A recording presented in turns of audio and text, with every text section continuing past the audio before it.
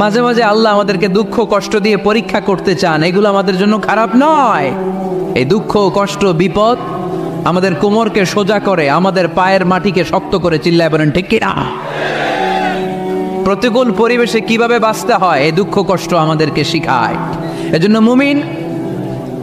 মুমিন বান্দার বৈশিষ্ট্য হচ্ছে দুঃখ কষ্ট বেদনা জ্বালা এগুলোতে সে আপসেট হয় না, সে হাল ছেড়ে দেয় না, সে ভরসা রাখে একজনের উপর, চিল্লায় বলতে হবে তিনি কে?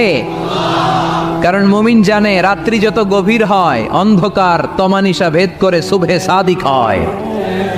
মুমিন জানে গর্ভবতী নারীর পেটের ব্যথা যেই দিন বাড়তে থাকে ওই দিনই নতুন মেহমান আগমনের সময় ঘনাতে থাকে। মুমিন জানে তার জীবনে দুঃখ কষ্ট বিপদ যত বাড়তে থাকে সুখের দিন কাছে আসতে থাকে। এজন্য মুমিনের হারাবার কিছু নেই। ফাইন্না মাআল উসরি ইউসরা, ইন্না মাআল উসরি ইউসরা। নবী হে, কষ্টের পরেই আছে আনন্দ, দুঃখের